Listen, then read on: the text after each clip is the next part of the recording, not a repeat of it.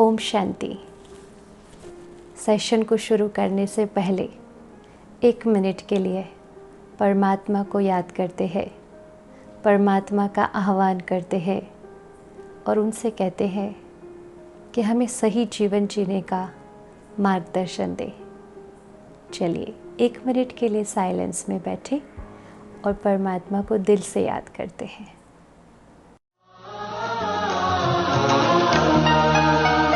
ये जीवन प्रभु का हो गया, ये जीवन प्रभु का हो गया।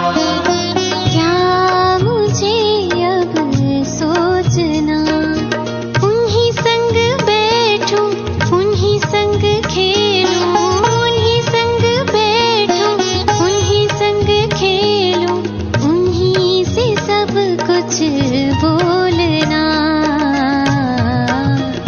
ये जीवन प्रभु का हो गया, ये जीवन।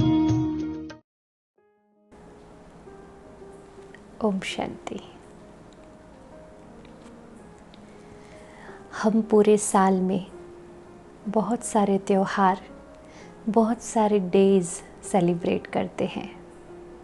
क्यों करते हैं इतने सारे डेज़ सेलिब्रेट? जैसे कि mother's day, father's day, Valentine's day, friendship day, ये सारे डेज़ जब हम सेलिब्रेट करते हैं, जैसे कि एक डे ले लेते हैं वैलेंटाइंस डे।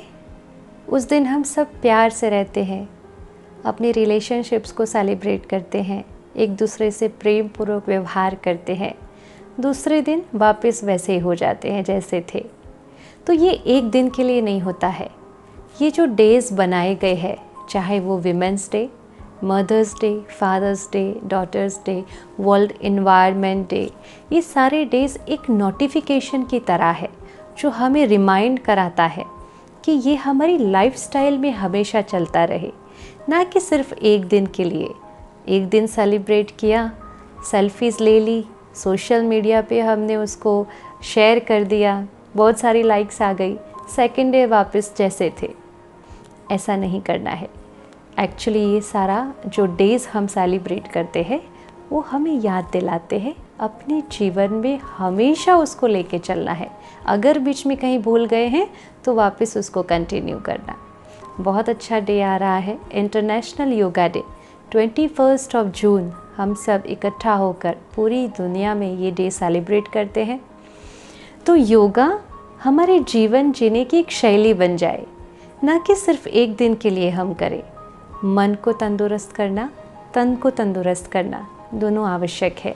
अगर मन स्वस्थ है तो तन स्वस्थ है। तो हम ये 3 दिन तन की तंदुरुस्ती और मन की तंदुरुस्ती दोनों के विषय में चर्चा करेंगे। कुछ योगासन, प्राणायाम और मेडिटेशन के बारे में हम चर्चा करेंगे। कई होंगे जो रोज़ करते होंगे, कई होंगे जो कभी कभी भूल जाते होंगे या भूल गए होंगे, तो फिर से रिमाइंड कर ले। बेसिक एक्सरसाइजेस, बेसिक योगासन जो रोज़ करने चाहिए, बेसिक प्राणायामा जो रोज़ करने चाहिए, हम वो आपको दिखाएंगे।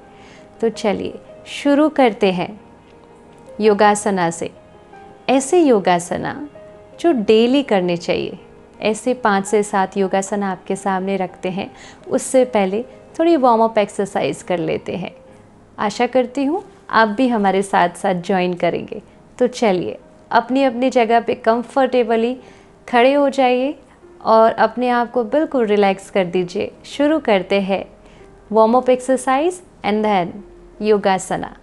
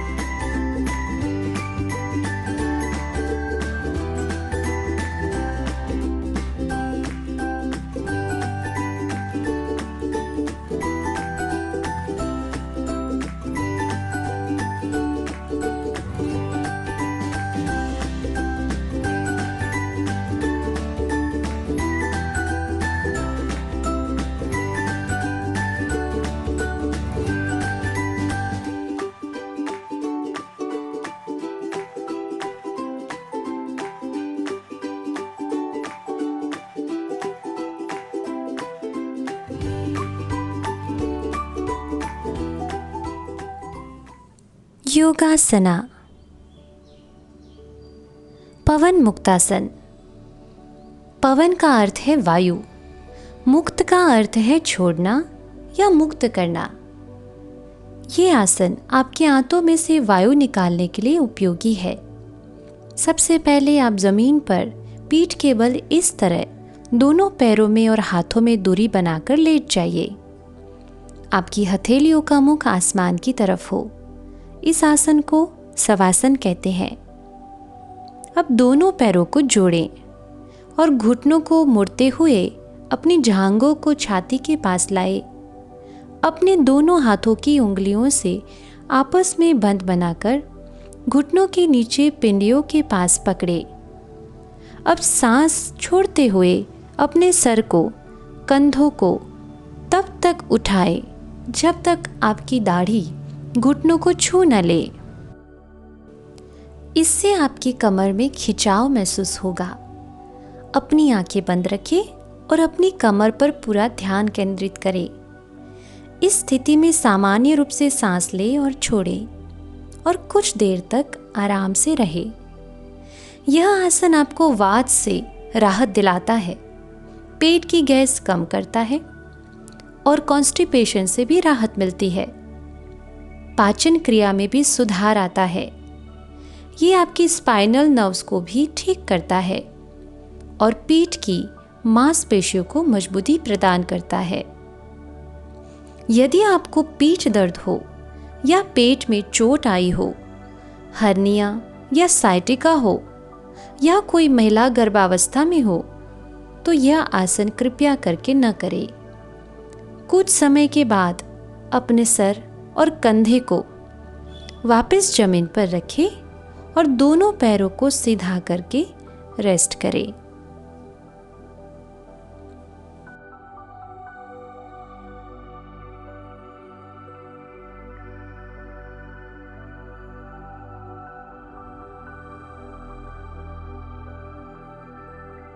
सेतु बंधासन, ब्रिज पोस्चर। शवासन में लेट जाएं। अपनी हथेलियों को आसमान की तरफ रखें। अब धीरे धीरे अपने दोनों पैरों को जोड़ें, फिर अपने पैरों को मोड़कर अपने हिप्स के पास ले आएं। फिर दोनों एंकल्स को अपने दोनों हाथों से मजबूती से पकड़ें। अब धीरे धीरे सांस लेते हुए अपने हिप्स को जितना हो सके उतना ऊपर उठाए, जिससे आपका शरीर एक पूल का आकार ले लेगा। सुनिश्चित करें आपका सर और कंधा जमीन पर हो। आप चाहे तो अपने हाथों से भी कमर को सहारा दे सकते हैं। इस स्थिति में सामान्य सांस लें और छोड़ें। 20 से 30 सेकंड तक इसी स्थिति में रहें।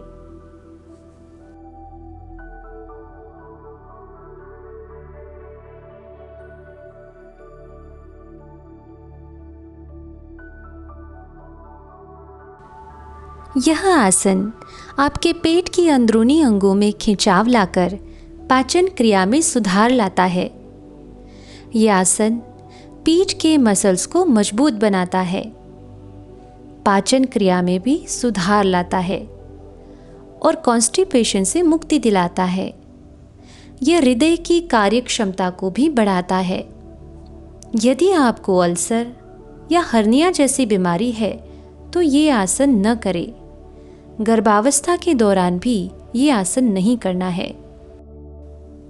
नियमित रूप से ये आसन करने से आपको एंजाइटी या डिप्रेशन में भी लाभ होगा। शलभासन। शलभ एक संस्कृत शब्द है जिसका अर्थ है पतंगा या टिंडा। इस आसन को करने के लिए सबसे पहले आपको मकरासन की मुद्रा में आना होगा, जिसके लिए आप पेट केवल जमीन पर लेटे और पैरों को दूर रखें। अपने माथे को अपनी हथेलियों पर रेस्ट करने दें।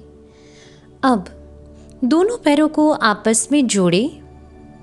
दोनों हाथों को शरीर के समांतर इस प्रकार रखें कि हथेलियां आसमान की ओर हो। और आपकी दाढ़ी जमीन पर एक गहरी सांस लेते हुए सिर्फ अपने नितंब के सहारे अपने पैरों को ऊपर उठाए।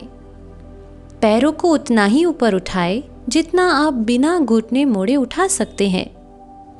आप पैरों को ऊपर उठाए रखने के लिए अपनी बाहों का इस्तेमाल कर सकते हैं। अब सामान्य रीति से सांस लें और छोड़ें।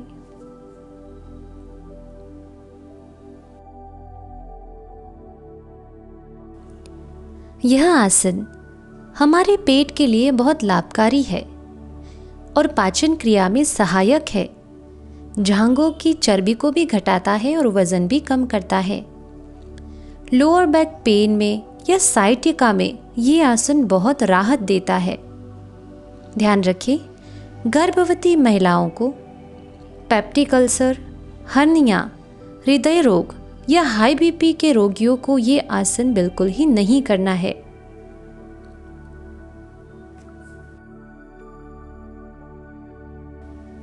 कम से कम 5 बार यह आसन को जरूर करें।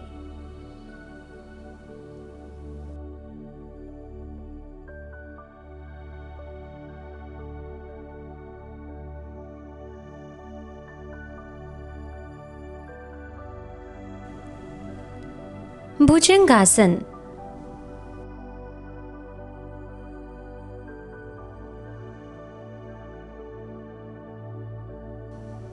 यह आसन को करने के लिए मकर आसन में स्थित हो जाएं।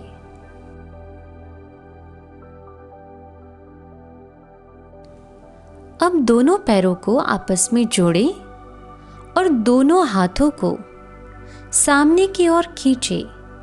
अपने माथे को जमीन पर रखें। अब अपनी हथेलियों को अपनी छाती के समीप रखते हुए अपनी कोहनियों को उठाएं।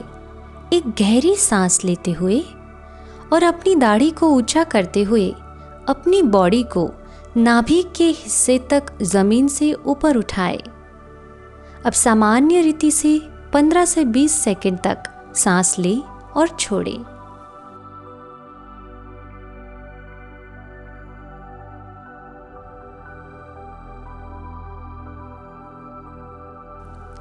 इस आसन को नियमित रूप से करने पर पीठ दर्द में आराम मिलता है। यह पेट की चर्बी को घटाता है और कब्ज की परेशानी से मुक्ति दिलाता है।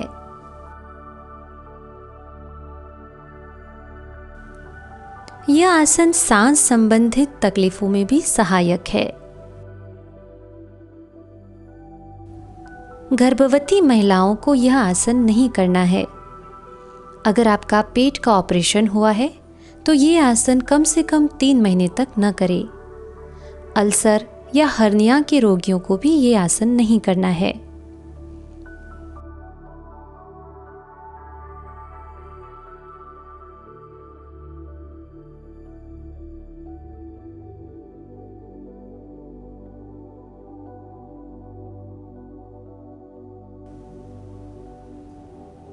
Vakrasana, spinal twist posture.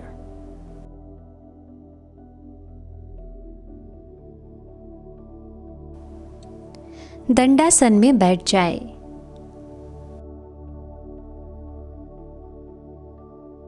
अपने दाएं पैर को मोड़ें और बाएं पैर के घुटने के साथ रखें। अब अपने बाएं हाथ को दाएं पैर के पार ले जाते हुए अपनी हथेली को दाएं पैर की बगल में रखें।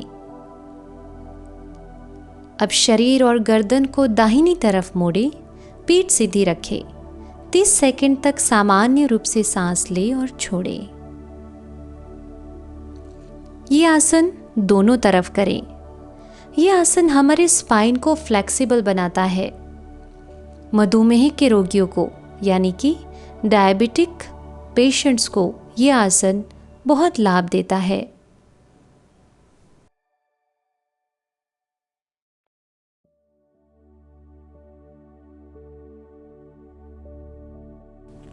यदि आपको ज़्यादा पीठ दर्द हो या स्लिप डिस्क की शिकायत हो तो ये आसन न करें। अगर आपका हाल ही में पेट का कोई ऑपरेशन हुआ है तो कम से कम 3 महीने तक यह आसन न करें। महिलाओं को मासिक धर्म के समय भी यह आसन नहीं करना है। 20-30 सेकंड में इस स्थिति में रहकर फिर वापस नॉर्मल स्थिति में आ जाए और दोनों तरफ बारी बारी दोहराए।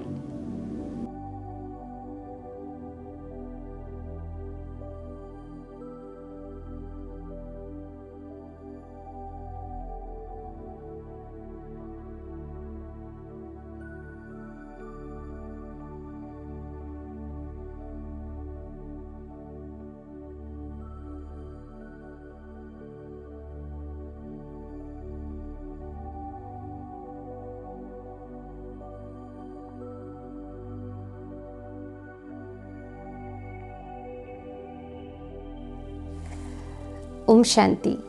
आगे बढ़ने से पहले हम कुछ कॉमन बातों को लेते हैं, जैसे कि आजकल कफ, कोल्ड, फीवर, वॉमिटिंग, डायरिया, ये सारी चीज़ें होती रहती है।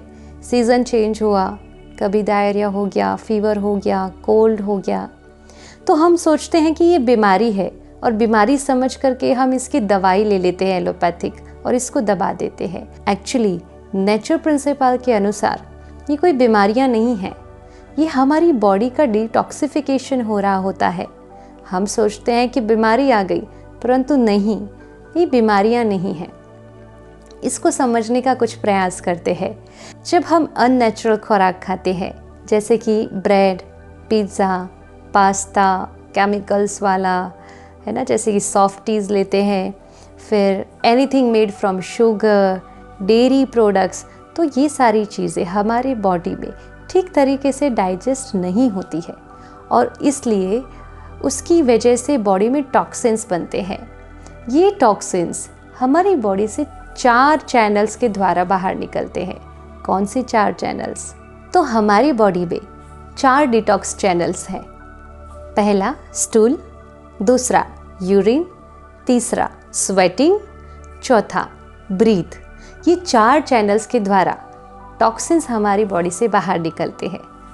जब कुछ भी चीज़ डाइजेस्ट नहीं होती है तो इन 4 चैनल्स के द्वारा टॉक्सिन्स बाहर निकलने की कोशिश करते हैं। जैसे कि म्यूकस बनता है तो कफ कोल्ड बन के बाहर आता है, फीवर स्वेटिंग के द्वारा बाहर आता है। तो ये सारी चीज़ें जो है वो नेचुरल प्रिंसिपल के अनुसार ठीक हो रही है, हमारी बॉडी को डिटॉक्स कर रहा है। और हम क्या करते हैं, दवाई लेते हैं, म्यूकस को सुखा देते हैं और फिर वो दब जाता है। कहते हैं suppress disease leads to future chronic disease. कौन से chronic disease? Acne, chronic constipation, ulcer, peptic ulcer, फिर लॉन्ग टर्म जितने भी डिसीज़ हैं, तो ये सारे डिसीज़ होते हैं। इसलिए सप्रेस नहीं कीजिए इन सब चीज़ों को, निकलने दीजिए जो भी टॉक्सिन्स बॉडी में आते हैं। और जब भी ये चीज़ होती है, जैसे कि फीवर होता है, तो हमें उस समय क्या करना चाहिए? कफ कोल्ड हो गया, डायरिया हो गया, तो उस समय हमें क्या करना चाहिए? नेचुरली हम इसको कैसे क्योर कर सकते हैं? हम कुछ 5 टिप्स के बारे में बात करते हैं। जब भी ऐसी बातें सामने आती हैं तो हमें क्या करना है? पहला, फास्टिंग। आप सोच रहे होंगे फास्टिंग यानी बिल्कुल ही नहीं खाना है। ऐसा नहीं है, लेना है, परंतु सॉलिड फूड नहीं लेना है, लिक्विड डाइट पे चलना है। क्यों मैं ऐसा कह रही हूँ? क्योंकि हमारे शरीर की 70% जो एनर्जी है वो एनर्जी हमारे डाइजेस्टिव सिस्टम पर लग जाती है। 30% जो एनर्जी है वो हमारे शरीर में हीलिंग का काम करती है। तो जब हमारे सामने ऐसी कोई बात आती जैसे कि फीवर, कफ, कोल्ड हो गया और उस समय हीलिंग एनर्जी जबकि ज़्यादा चाहिए और हम ज़्यादातर खाना खाकर सॉलिड फूड खाते हैं तो ज़्यादा एनर्जी लग जाती है डाइजेस्टिव सिस्टम पर। तो यहाँ पे बैलेंस करना पड़ता है। इस समय हीलिंग एनर्जी की ज़रूरत ज़्यादा है तो हमारी ज़्यादातर एनर्जी हीलिंग में लगनी चाहिए, इसलिए हम लिक्विड डाइट लेते हैं ताकि सॉलिड फूड जो अगर खाएं तो उसमें ज़्यादा एनर्जी लग जाती है पाचन करने के लिए। तो 2 दिन के लिए लिक्विड डाइट लें। लिक्विड डाइट में आप कोई भी जूस ले सकते हैं। शुरू करें लेमन वाटर से, कोकोनट वाटर से, ash gourd juice. Ash gourd juice is very good for health. तो ऐसे ऐसे जो जूसेस हैं वो लेकर हम शुरू करते हैं। 2 दिन के बाद थोड़ा सा, जैसे कि पोहा हो गया, उपमा हो गया, हल्का खाना, दलिया हो गया, हम शुरू करें। तो इससे क्या होगा, हमारी बॉडी की जो सिस्टम है, जीआईटी सिस्टम है, वो ठीक से चलना शुरू करेगी। तो ये फास्टिंग हम करें। Second tip, enema. ये नाम सुनते ही एक बार तो ऐसे हो जाता है कि नहीं, ये क्या बोल दिया। Actually enema is very important for cleaning our internal body. कैसे? जब हमारे दांत खराब होते हैं तो क्या हम ऐसे कहते हैं कि दांत बहुत ख़राब हो गए हैं, मैं साफ़ नहीं करूँगी या नहीं करूँगा? हम करते हैं ना, क्योंकि वो बाहर दिखाई देता है। वैसे ही हमारे आंतों में बहुत सारी गंदगी जमा हुई होती है, उसको भी साफ़ करना इतना ही ज़रूरी है। जिनको कॉन्स्टिपेशन है, पेट की बीमारियाँ है, बीमारी है कोई भी, उनको तो वीकली 2 टाइम्स एनिमा लेना चाहिए। जिनको कोई बीमारी नहीं है वो मंथली एक बार ज़रूर एनिमा ले। अपने इंटेस्टाइन को क्लीन रखना बहुत बहुत आवश्यक है अगर आप अपने आप को हेल्दी रखना चाहते हैं। तो बड़ी बड़ी सेलिब्रिटीज़ भी ये सारी चीज़ें करती है, एनिमा लेते हैं, वो लोग फास्टिंग करते हैं और उसकी वजह से उनकी स्किन आप देखिए, उनकी हेल्थ आप देखिए कितनी अच्छी रहती है। तो एनिमा लेना भी बहुत ज़रूरी है। तो हम ठीक हैं, कोई बीमारी नहीं है, तो मंथ में एक बार ज़रूर एनिमा लें और अपने इंटेस्टाइन को क्लीन करें। थर्ड टिप, वेरी इंपॉर्टेंट, जिसको एसिडिटी या गैस्ट्रिक प्रॉब्लम है उनके लिए, वेट पैक। एक्चुअली ये वेट पैक जो है वो बहुत फ़ायदा करता है। सुनने में बहुत सिंपल है। एक टॉवेल ले लीजिए, टॉवेल को, लंबा सा टॉवेल ले लीजिए, उस टॉवेल को थोड़े से ठंडे पानी में, बहुत ज़्यादा ठंडा पानी नहीं, थोड़े से ठंडे पानी में भिगो दीजिए और उसके बाद उसको पेट के इस हिस्से पर लपेट दीजिए। क्या है, पेट में जब 37 से ज़्यादा 37 सेल्सियस से ज़्यादा गर्मी बढ़ जाती है तो acidity, gastric problem, acid reflex, खट्टी डकारें आना, ये सारी प्रॉब्लम्स हमें फेस करनी पड़ती है। तो वेट पैक हमें मदद करता है अपने बॉडी का टेम्परेचर मेंटेन करने में। तो हम क्या करेंगे, एक लंबा सा टॉवेल ले लीजिए, उसको भिगोकर, पानी निचोड़कर, ऐसे भीगा हुआ टॉवेल पेट के हिस्से पर लपेट लीजिए और एक छोटा सा पट्टा जो हमें यहाँ पे भी लपेट लेना है, सिर पर, माथे पर। इससे क्या होगा, बॉडी का टेम्परेचर मेंटेन रहेगा, ब्लड सर्कुलेशन भी बहुत अच्छे से होगा। ये जो हमें करना है, वेट पैक जब हम रखते हैं, प्लीज़ बहुत ध्यान रखें, इसको भोजन के बाद कभी नहीं करना है। भोजन के 2 घंटे छोड़ने के बाद ही करें या फिर भोजन लेने से पहले कर लीजिए। ये बहुत फ़ायदेमंद रहेगा जिनको एसिडिटी या गैस्ट्रिक प्रॉब्लम रहती है। चौथी पॉइंट, वेरी इम्पॉर्टेंट, सन बैथिंग। सन बैथिंग यानी कि सूर्य स्नान। सूर्य स्नान करने से हमारे शरीर के जो टॉक्सिन्स है वो बाहर निकलते हैं। हम जानते हैं जब हमारे किचन में कुछ भी अनाज वगैरह ख़राब हो जाता है तो हम उसको सूर्य की किरणों के नीचे रख देते हैं, सनलाइट के नीचे रख देते हैं। क्यों? क्योंकि सूर्य की किरणों के द्वारा वो जर्म्स वगैरह जो भी है वो ख़त्म हो जाते हैं। तो ये तो हम करते आ रहे हैं, परंतु हम अपनी बॉडी के लिए सन बैथिंग नहीं करते हैं।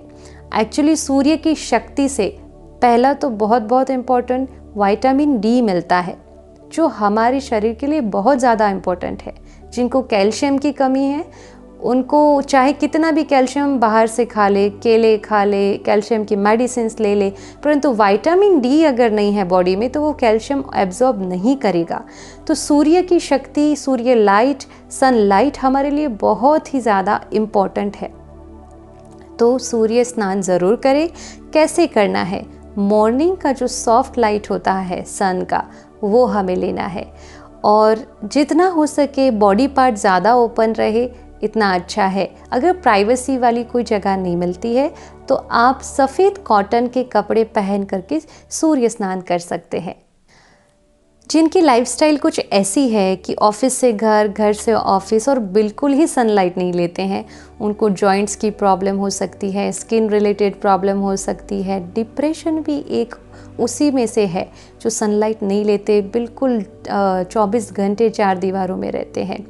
तो उन लोगों के लिए मैं ये रिकमेंड करूँगी जिनको आर्थराइटिक प्रॉब्लम है, डिप्रेशन है, मानसिक तनाव रहता है, वो प्लीज़ सुबह सुबह खुली हवा में, ताज़ी हवा में बैठिए, बॉडी पार्ट ज़्यादा ओपन रख के सनलाइट लीजिए, सन बैथिंग कीजिए, बहुत ज़रूरी है। कम से कम 30 मिनट तक हमें सन बैथिंग करना है। सूर्य स्नान 30 मिनट तक ज़रूर करें। और वेरी वेरी इंपॉर्टेंट थिंग जो मैं यहाँ पे ऐड करना चाहूँगी, स्पेशली महिलाओं के लिए, क्योंकि हम बाहर जाते हैं, सनस्क्रीन लगाते हैं। एक्चुअली सनस्क्रीन से ज़्यादा टॉक्सिक तो कुछ चीज़ ही नहीं है, इसलिए सनस्क्रीन बिल्कुल ही नहीं लगानी है।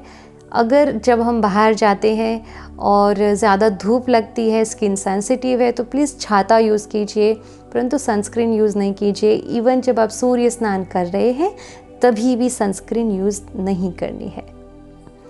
अभी चलते हैं last and final, 5th, pranayama. Very very important. प्राणायामा हमारी ब्रीदिंग कैपेसिटी, हमारी लंग कैपेसिटी को बहुत ज़्यादा बढ़ाता है, टॉक्सिन्स को बाहर निकालता है। उच्छ्वास के द्वारा, एक्सेल के द्वारा टॉक्सिन बाहर निकलते हैं। तो हम कल इसके बारे में बात करेंगे, प्राणायामा के बारे में। अभी फ़िलहाल आगे बढ़ते हैं कुछ योगासनों के साथ। चलिए। शशांक आसन। शशांक का अर्थ है खरगोश। सबसे पहले आप वज्रासन में बैठ जाएं। अपने दोनों हाथों को अपने घुटनों पर रखें और आरामदायी स्थिति में बैठें। अब अपने घुटनों को आरामदायी स्थिति में जितना फैला सके उतना फैलाएं। आपके पैरों के अंगूठे एक दूसरे को छू रहे हो, ये सुनिश्चित करें। अब अपनी हथेलियों को घुटनों के बीच में रखें। अब सांस छोड़ते हुए अपनी हथेलियों को आगे की तरफ खींचते हुए अपने शरीर को झुकाएं। ध्यान रखें आपकी भुजाएं समांतर हो और आपकी दाढ़ी जमीन पर टिकी हो।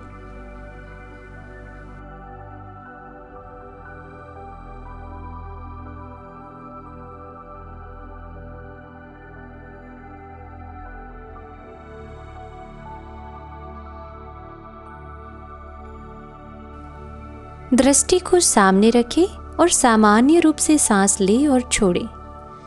शशांक आसन कब्ज से राहत दिलाता है और पाचन क्रिया में सुधार लाता है। यह आसन पीठ दर्द में भी राहत देता है। आर्थराइटिक प्रॉब्लम हो या हाई ब्लड प्रेशर हो तो उनको यह आसन बहुत सावधानी से करना चाहिए। पीठ में अगर अत्यधिक दर्द हो रहा है तो यह आसन न करें।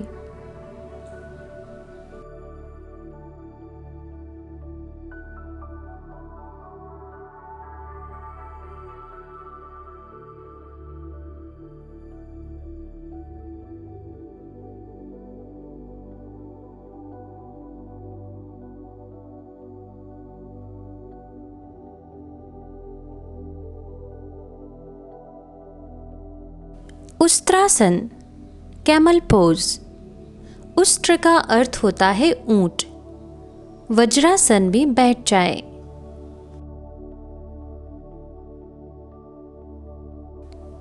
हर्निया, वर्टिगो, आर्थराइटिस वालों को ये आसन नहीं करना है। हाई बीपी या हृदय रोगियों को भी ये आसन नहीं करना है। अगर कोई महिला गर्भवती है तो भी यह आसन न करे। पेट में कोई चोट है या हाल ही में कोई पेट का ऑपरेशन हुआ है तो ये आसन न करें। अब आहिस्ते घुटनों के बल खड़े हो जाएं।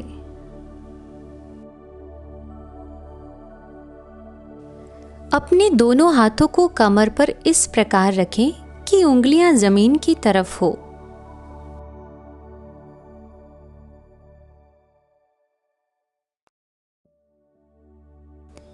अब धीरे धीरे सांस लेते हुए पीछे की ओर झुके।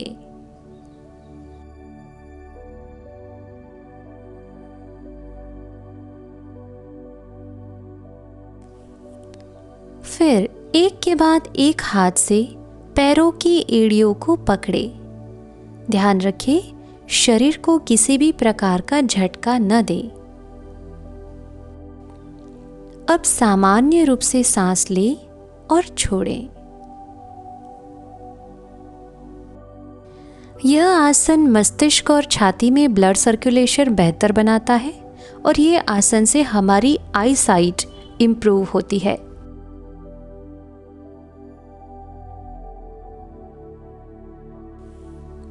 नौकासन, बोट पोज। सीधा लेट जाएं, अपने दोनों पैरों को एक साथ ऊपर उठाएं और फिर अपने दोनों हाथों को ऊपर उठाते हुए शरीर का ऊपरा हिस्सा भी ऊपर उठाएं। 20 सेकंड तक ऐसे रहें। यह आसन स्टमक की मांसपेशियों को, बैक को मजबूत करता है, कोर मसल को भी मजबूत करता है। यह आसन डायबिटिक, एसिडिटी, कॉन्स्टिपेशन और जिनको नींद नहीं आती हो उनके लिए बहुत अच्छा है।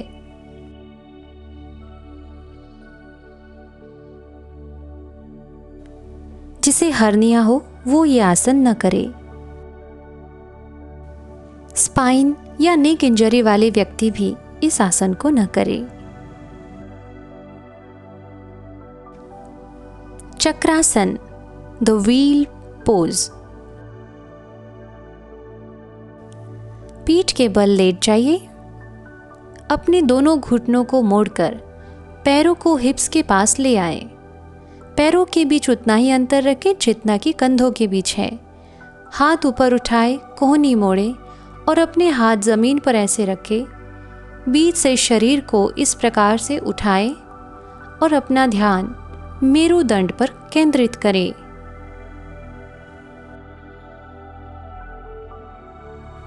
यह आसन विशेष करके शरीर के इम्यून सिस्टम को मजबूत करता है, मोटापा भी दूर करता है। ओम शांति। आप सबने योगासना देखा, उसके क्या फ़ायदे हैं ये देखा, कौन सी बीमारी में ये नहीं करना है ये भी सुना, तो उस चीज़ का भी ध्यान रखें और रोज़ ये योगासना ज़रूर कीजिए, एक्सरसाइज ज़रूर कीजिए क्योंकि बहुत ज़रूरी है। फ्लेक्सिबिलिटी ज़रूर होनी चाहिए अपने शरीर में। तो चलिए 1 मिनट के लिए साइलेंस में बैठते हैं और मेडिटेशन करते हैं।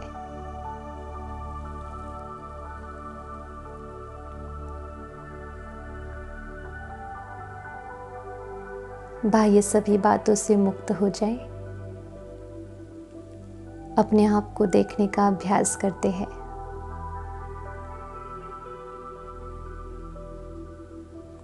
पांच तत्व के इस शरीर को चलाने वाली मैं चैतन्य शक्ति हूँ।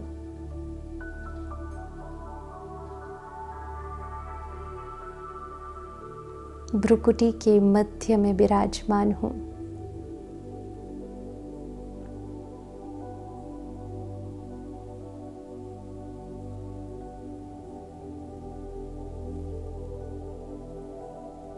मैं स्वस्थ हूँ।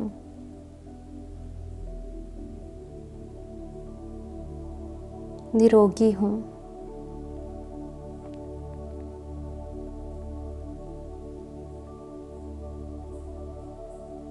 मेरे पूरे शरीर में कोई भी रोग नहीं है।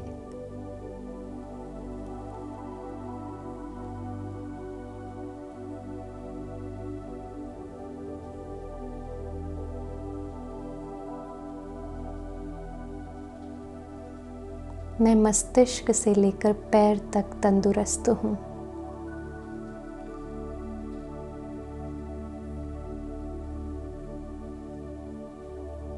परमात्मा की दिव्य शक्तियाँ मेरे ऊपर हमेशा छत्र छाया की तरह रहती है।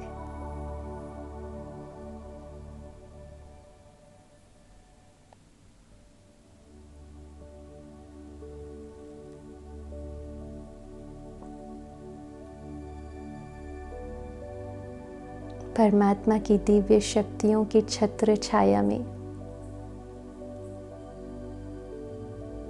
मैं सुरक्षित, स्वस्थ हूँ।